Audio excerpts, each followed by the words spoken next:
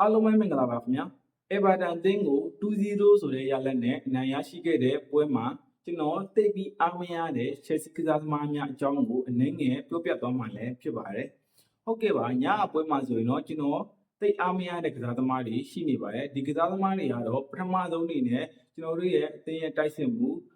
ဂျာအိုပထရိုပဲဖြစ်ပါတယ်။ဂျာအိုပထရိုဟာဆိုရင်တော့ညအပြခဲ့တဲ့ရှီစွမ်းကသူ့အနေနဲ့ပုံမှန်အဆင့်ကစားသမားတစ်ယောက်ရဲ့ရှီစွမ်းမျိုးသာဖြစ်နေပြီးတော့ကျွန်တော်တို့ Chelsea ပရိသတ်တွေကိုလက်ခံပေးလောက်တဲ့အနေအထားမှာတော့ရှိမနေပါဘူး။ဟုတ်ကဲ့နောက်ထပ်တစ်ယောက်ကတော့ Chelsea အသင်းနောက်တိုင်းရဲ့ဘယ်ချမ်းမှာကစားနေတဲ့ကူကူရဲလာပဲဖြစ်ပါတယ်။ဟုတ်ကဲ့ပါညအပွဲစဉ်မှာဆိုရင်ပြိုင်ဘက် Everton အသင်းကကူကူရဲလာပတ်ချမ်းနေပြီးတော့အကြိမ်ကြိမ်ထိုးပေါက်တိုက်စစ်ဆင်မှုတွေပြုလုပ်ခဲ့ပြီးတော့ Chelsea အသင်းအနေနဲ့တော်တော်လေးကိုရုန်းကန်ခဲ့ရတာလည်းဖြစ်ပါတယ်။ကူကူရဲလာရဲ့ခြေစွမ်းကျဆင်းနေမှုကသူ့ရဲ့စက်တိုက်ပွဲကစားရတဲ့အတွက်ကြောင့်မို့လို့ပွဲပန်းနေတာလည်းဖြစ်ပါတယ်။ညကပွဲစဉ်မှာဆိုရင်ကူကူရဲလာက Everton အသင်းကိုအကောင်းဆုံးသူ့အနေနဲ့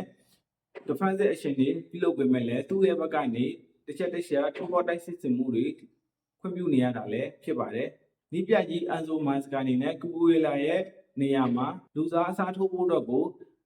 အဆင်သင့်ရှိနေမဲ့တယောက်တော့ဆောင်ထားသင့်ပြီလို့ထင်ပါတယ်။နောက်တစ်ယောက်ကတော့ကျွန်တော်တို့ရဲ့လူငယ်တိုက်စစ်ကစားသမားလေးဂါနာရှိုပဲဖြစ်ပါတယ်။ဂါနာရှိုဟာဆိုရင်တော့ညကသူ့ရဲ့စူးစမ်းကစားမှုကိုလက်ခံပေးလို့ရတယ်ဆိုပေမဲ့လည်းသူ့အနေနဲ့လည်းကျွန်တော်တို့ Chelsea အသင်းရဲ့ပရိသတ်တွေလက်ခံလောက်တဲ့အနေအထားတော့ရှိမနေခဲ့ပါဘူး။သူ့ရဲ့စူးစမ်းမှုတွေကအနှဲငယ်လေးပို့ပြီးတော့တိကျခဲ့မယ်ဆိုရင်ညက Chelsea ပွဲကဒီထက်ပိုပြီးတော့ဂိုးပြတ်ပြီးတော့အနိုင်ရရှိသွားမှာလည်းဖြစ်ပါတယ်။အားလုံးကိုကျေးဇူးတင်ပါတယ်ခင်ဗျာ။